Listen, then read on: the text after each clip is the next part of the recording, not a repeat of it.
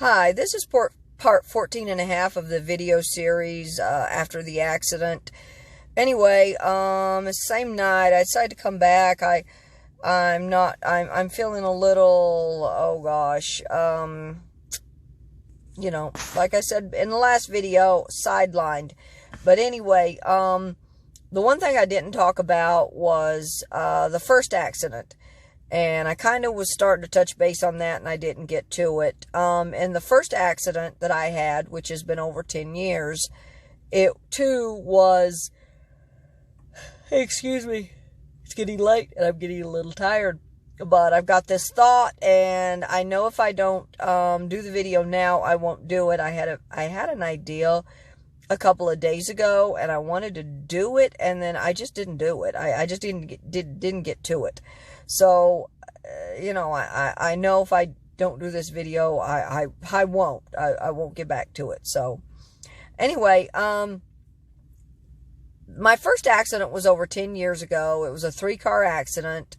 It was pretty bad, actually. I was T-boned, and found out a few days after the accident that she hit me doing about 65 miles an hour, and I found out after the accident that if she'd been going just 3 more miles over the speed limit, I would have actually died. So that was a very emotional time. But anyway, as kind of as it is now as well. But anyway, one of the things that I developed was sleep driving. Now, a lot of people don't understand what that is. They think sleep driving means, you get, you just get exhausted or tired and get sleepy at the wheel, and, you kind of doze off at the wheel or nod off at the wheel. That's not the case. I mean, that can happen, but for the most part, that's not what happened. What happens is sleep driving is basically a form of sleepwalking. I had traveled to Michigan, and I was living in an efficiency apartment. I would actually get up out of my apartment in the middle of the night, and, I was doing a lot of traveling, and finally, I got an apartment. I decided it was time. Anyway, I would actually get up out of my apartment in the middle of the night and get in the car and drive it somewhere. One of the first times it happened, I guess I had woken up, I take that back. I did not wake up. That's the thing. You don't wake up with sleep driving. It's like sleepwalking. You don't wake up. You just do, like people eat. Well, sleep, in my case, I drove. I woke up at the wheel about 2 hours from where I lived. And I was going 45 miles an hour down the interstate and luckily, I woke up just in time to get into a rest area. Anyway, I stopped in a rest area and I slept. But I had gotten in my car, driven away. This is insane, really, because it really is insane. I was barefoot. I had no shoes. I had only a sheer nightie on, no money. I didn't have my purse, nothing, And luckily, as far as clothes go, I was lucky. I had a bunch of dirty laundry in the trunk of my car that I had intended to do the day before, but the laundromat was too busy, so I decided to come back later. So I had a bag of dirty laundry, so I had clothes, had that covered. Still didn't have my purse or anything like that. I remember looking at the fuel, looking at the car, or the, fuel line, and going, wait, the fuel gauge, and going, oh, wait, there's no gas in here. It's empty. Luckily, I had a little bit of money that I had stuffed in the pouch of the side pocket of the car. I went through a Burger King drive-through, and I'd paid cash, and the extra money I just stuffed in the pocket of the car. So I had a little money, about $10, $12, and I was able to put that in the tank, and it was enough to get me back to where I lived. And my aunt suggested that I, hide my keys or something somewhere, and I was like, are you nuts? you know, if hide my keys, hide my purse, something, you know, hide my keys, I think she said. And I said, are you crazy? I would be standing out in the parking lot of the apartment building where I was living, screaming like a mad woman. I said, you know, trying to find my keys. I said, no, that wouldn't have worked. But I did get wise after that. I did start sleeping in, I did start wearing pajamas so that if I did wake up in the middle of the night, at least I had pajamas. I made sure to get myself, I made sure to keep a change of clothes and first wear pajamas. So at least, you know, I had on pants or shorts or something so that I was actually dressed, you know, and I made sure to buy pajamas that, you know, were, you know, pajamas so that I was not walking around in a thigh-high sheer nightgown like I was doing. But, and I also put myself a change of clothes in the car. I also made sure to, put myself, a pair of flip-flops in the car as well. So that at least I had a change of clothes and, you know, it was summertime. So, at that time, you know, but at least something, you know, a pair of flip-flops. If it had been cold, I would have put a pair of tennis shoes. I think later I did. I did put a pair of tennis shoes and socks. So, you know.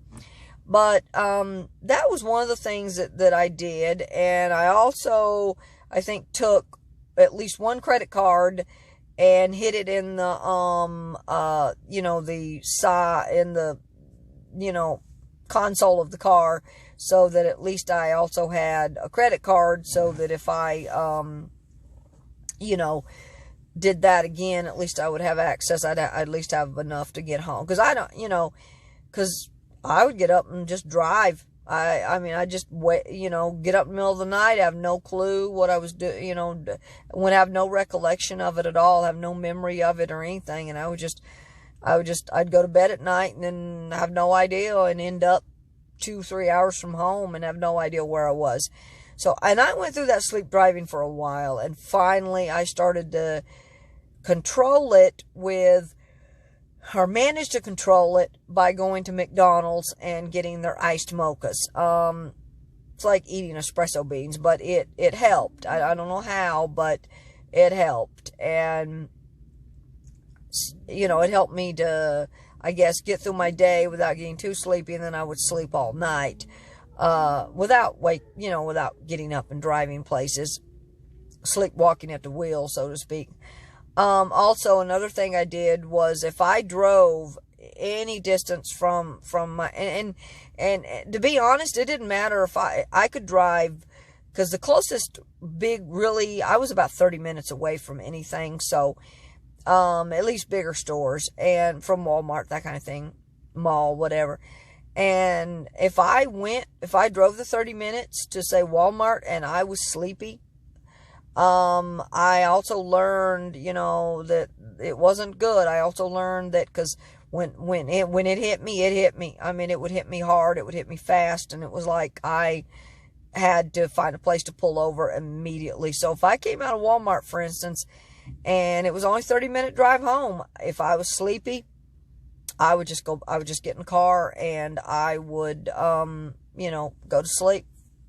You know, I would just take a nap.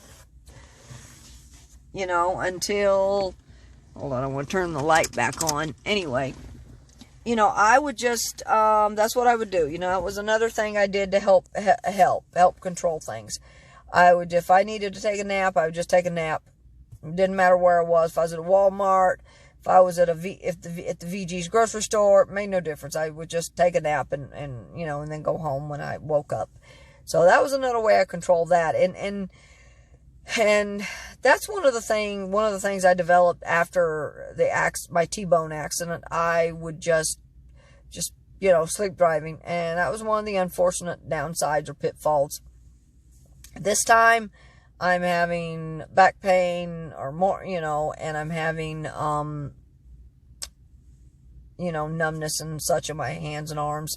So that's another issue anyway. And in the last video, I did talk about being sidelined. I'm not happy about the sidelining. Of course, I'm going to be in this area for a while before I can go, you know, I have, you know, I can't go to the back to the Outer Banks to my boat for a while. I'm too far away. I'm 2 hours from from any, you know, I'm 2 hours from where the insurance company is, or the attorney. The attorney is the one who talked to this health center or something. Anyway, so I'm 2 hours from where from where I guess I need to be as far as my medical appointments, my doctor appointments. So that's one reason I can't go back there now. I have to wait. And the second thing, which is really frustrating me, and I talked about this, but in the last video ranted about it, which I didn't want to do. This video was basically just to be about, the first accident and,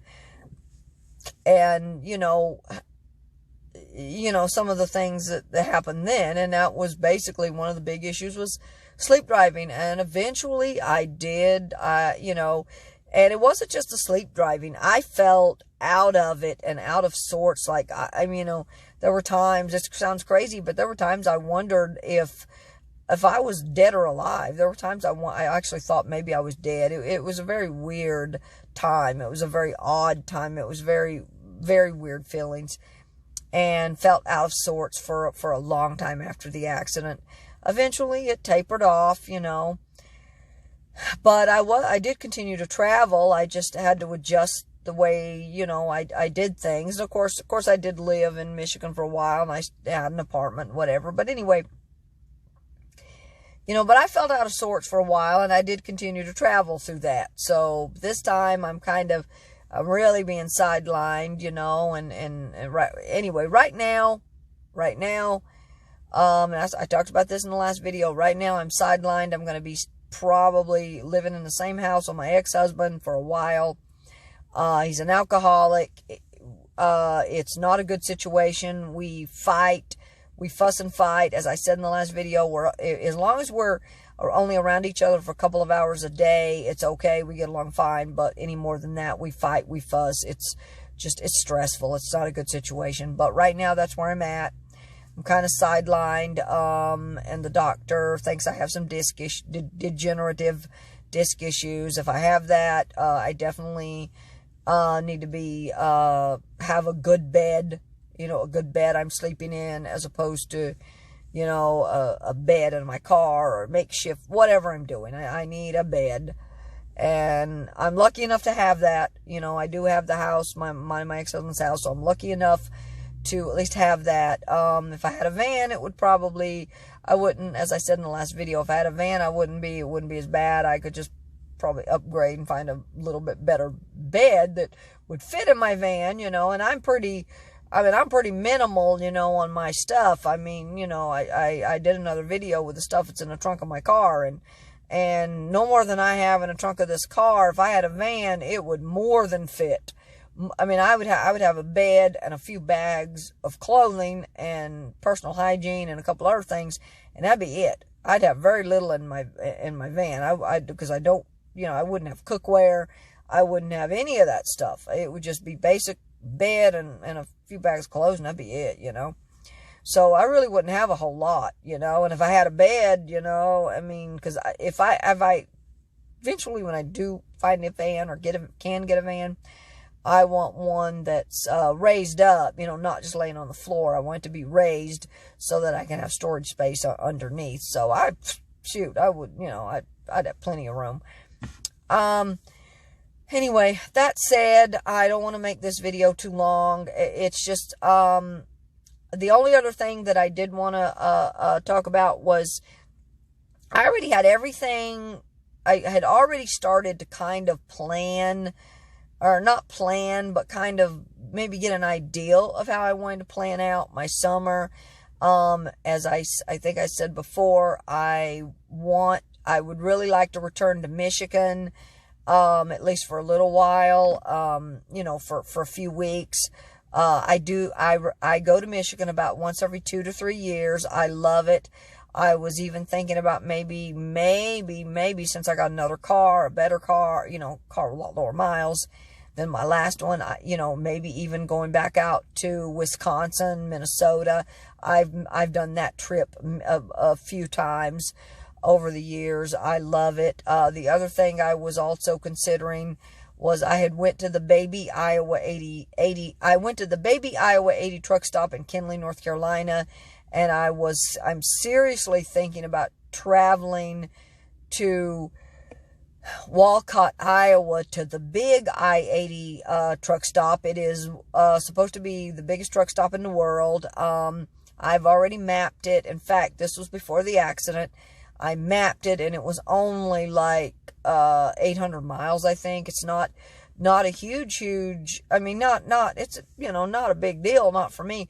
I mean, in fact, the way that when I mapped it, the route I would take from North Carolina would be to basically to Indiana, and go through Indiana, go through Illinois, and I've been through Illinois, and I like it. I actually like it, and I love Indiana. I really do. I like Indiana. There's nothing in Indiana. Most of Indiana, it's out in the middle of nowhere, and it's mostly cornfields, and really isn't a whole lot out there. In fact, I remember one time I stopped at a truck stop, not a truck stop, a rest area in Indiana, and I don't know if there was a cow pasture nearby or a truck that was hauling cows, but those darn things mooed. I remember hearing mooing all night long.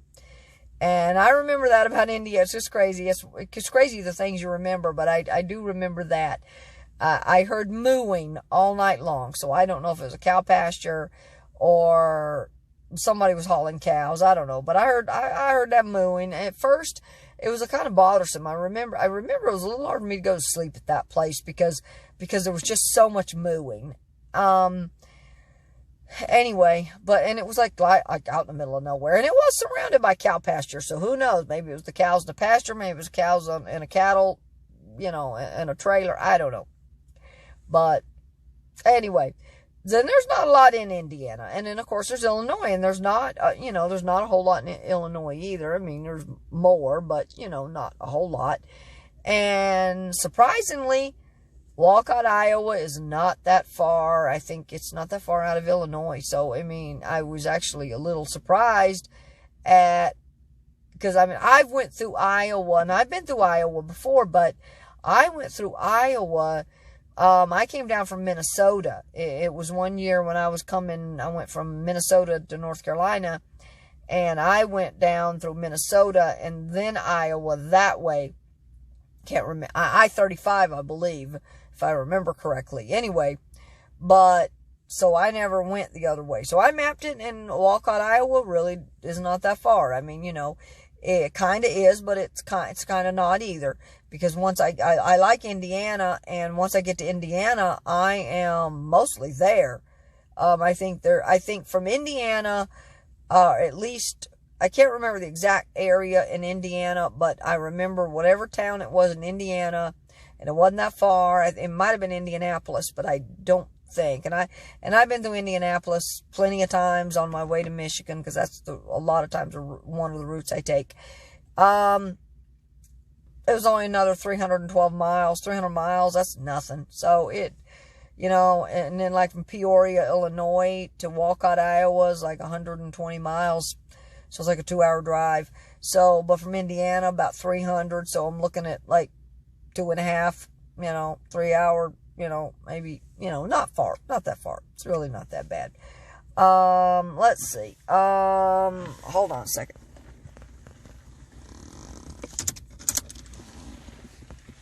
Anyway, wanted to turn the light back on. I don't like it, and I don't like doing the videos in the dark, so that's why I turned my light back on. Anyway, I don't want to spend too much more time. This last video just didn't turn out. I was just ranting and kind of not really ranting, not raving, but ranting, kind of venting, and I wasn't too happy with it, but I also wanted to get it out there. So anyway, that is kind of what I have been looking at. And even just a couple of days ago, I was thinking about, maybe, I put my hands up there. just a couple days ago, I was really seriously, I was actually excited, and thinking about, okay, now I can plan my next trip, which is not going to be for a while. It definitely not going to be for a while, but, plan my trip, start thinking about, going to Indiana, going to, Illinois, going to Walcott, Iowa, maybe going back to Michigan. In fact, I've been waffling between going to Michigan, which I go to a lot, or going to someplace new like Walcott, Iowa, that I've never been to before. So I've been kind of waffling between those two, and I was actually kind of excited about it, thinking, okay. But the day was a bad day. I woke up and I'm having a lot of numbness in my arms and hands, a lot of numbness in my arms. It finally eased up, but just today was just a really bad day. And it took about 2 hours for me to get started because, the numbness in my arms and hands were just, it was really bad. It was really, really bad. So I really, I didn't get started very early. I really didn't. I finally drug into the truck stop and went to the bathroom, and then I headed to the house, and finally, and then I went back to my ex-husband's and was still dragging, decided to, take a shower, and get ready to go to, and just take a shower, and I kind of hoped maybe the shower would help my back a little bit. Maybe I hope it did. And then head to the post office box, which was about 30 minutes away. So that was my day. I was just dragging, mostly because of the numbness in my arms and back, in my arms and hands. I was really dragging today. So didn't do anything except check the post office box. That was it. That was my one thing for the day. And anyway, also, today was a little bit of an OCD day, and when I say OCD, I mean obsessive compulsive disorder. That's something else. I do have some OCD. I do have some, obsessive compulsive disorder. And it's not excessive, like I wash my hands 100 times in one, nothing like that. But it is, I do have it, I do have it. So I had numbness in my hands, and, the pain and the numbness, and that really slowed me down. And then it was kind of it's what I call an OCD day. So that's what, that's what it is. It's an OCD day. So numbness, numbness and OCD, well, whatever. Anyway, so it just wasn't a great day today, and it didn't set me out on a really good day because of the pain in my back, and I did have a lot of pain this morning in my neck and my back, probably from the accident, and then numbness, and then so that really set me off on a bad day today. So not a bad day, wasn't a bad day, but well, it kind of was. I don't want to say it's a bad day. It wasn't really a bad day. There were parts of the day that were good, but parts of the day that weren't good. And it was just one of those days, And then I'm on my antibiotics still. So later in the day, I don't know if it was that or the buffet or the food. I don't know. I had upset stomach. So yeah, between the pain and the numbness and the OCD and the upset stomach, it wasn't the best day. So, and I guess there are going to be those days, and I don't remember when I had my sleep driving days. There were good days, probably, and bad. I don't know. And I suppose, no matter what, there's going to be good days, and there's always good days and bad days, whether but, the pain, it could be worse. I'm grateful for that. It could be a lot worse. I don't like numbness. I really don't like any of that. So, and I talked about this in the last video, I think they're going to send me to physical therapy, and maybe, hopefully, I'm going to try to see a chiropractor. I'm hoping they'll do something with that. If not, I'm going to try to see my own, or see one, because on my own, because I think that would help. I've been before. Anyway, I vented and ranted a lot in the earlier video, and this one, I don't want to do that. I just want to kind of, get, because I was the excitement over maybe having another trip. I talked about that last, I guess, a couple days ago. I didn't do the video. I wanted to, but I didn't do it. So anyway, So I wanted to get that out as well. The other thing, I know it's going to be a few days. They told me to give it about a week. So I got about a week until they call me to even set up this. I don't know when I'm going to have the MRI, but I know it's going to be at least a week or maybe 10 days before I can even get the MRI. So right now I'm thinking, I've got a few days, and this is, I'm going to have a little window of time. And I'm thinking, if I'm not in too much pain, or not, I don't have too much numbness, if I can, it's not too bad, the pain's not too bad, maybe I could have like a little 3-4 days, go out, that was my next thing I wanted to talk about. I was like, okay, maybe in the next, for that week window, I can go out and maybe just, I won't be able to go far and I won't be gone long, maybe 3-4 days, but just take a little small, like a little, a week long or a long weekend, little road trip, take my pictures, just do something, get away for a few days, I'm thinking about that. So I've been thinking about that. It's been in my head, and I know my ex-husband's not going to like that. He too, and I've talked about my ex-boyfriend kind of being controlling. Well, my ex-husband's always been really controlling too. And even though we're not together, he still tries to control things, and if I say, hey, I'm going to be gone for a few days, we get into a fight. He starts fussing about it and we get into a fight. Even though we're not together, he still wants to control things. So, and then sometimes we'll fight, if I say I want to go, for a few days, even though we're not together, we're not boyfriend, girlfriend, we're not together, we're just going to be in the same house, but he still tries to control things. And that's another level of another level of stress. So, he'll start trying to tell me why I shouldn't do it, tell me I don't need to do it. And, just like he did with the accident, if you hadn't have been, out there on the road, that accident never would have happened. So, things like that. And it's that kind of talk, that negative, that's kind of thing that I don't want to be around. I don't want to hear. Well, if you'd just been at home, you wouldn't have gotten in this accident. So it's really your fault. He didn't really say that, but, if you weren't at home, if you'd been at home like you should have been, or been out on your boat like you should have been, or you've been here at the house with me and letting me control everything like you should be letting me do. Well, he doesn't say that, but it really is. That is what it is. Then you shouldn't have been out on the road. You wouldn't have got in an accident. That is not the kind of talk I want to hear. I mean, I had the accident and that upsets me. And when I get upset, that's another layer of another layer of stress that I have at a time that I don't need to be stressed. So again, it just adds another layer of stress, and that I really don't need.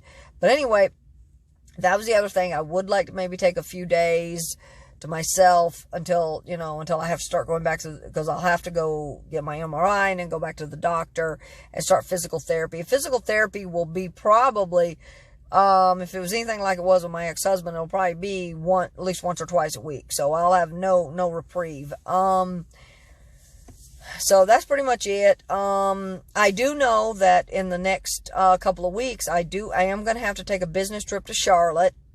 It's going to be a couple of hours, that's not far. It's like a 2-hour drive. And I'm also going to have to take within the next couple of weeks, probably next month, a business trip to Tennessee, and that'll be a little bit further, but not too far, maybe 3-hour drive. So again, I'm only about a 2 or 3 hour drive, so not far. But so I got those two things coming up. I'm going to have to go to Charlotte, and I'm also going to have to probably go to Tennessee. So, or actually, I don't probably. Not probably, I am going to have to go to Tennessee because I've got some business there to take care of as well. So, within the next month and a half, those are all things I'm going to have to do. Those are going to have to be scooted in sometime. I have to go to Charlotte. So I have to scoot that in, hopefully when I've got at least a week, I hope. And then Tennessee, same thing, hopefully when I at least got a week. Anyway, it's getting late. I am going to get off of here. I'm at the truck stop now. hopefully, I'm a little better. Hopefully not as much pain and numbness tomorrow. Anyway, hopefully it's a little better day. I do have some stuff I got to do tomorrow. Got some stuff lined up I need to do. Anyway, I'm going to get off of here now. And, I guess, good night or good day whenever you watch this. If you do watch it, thank you for watching. And God bless.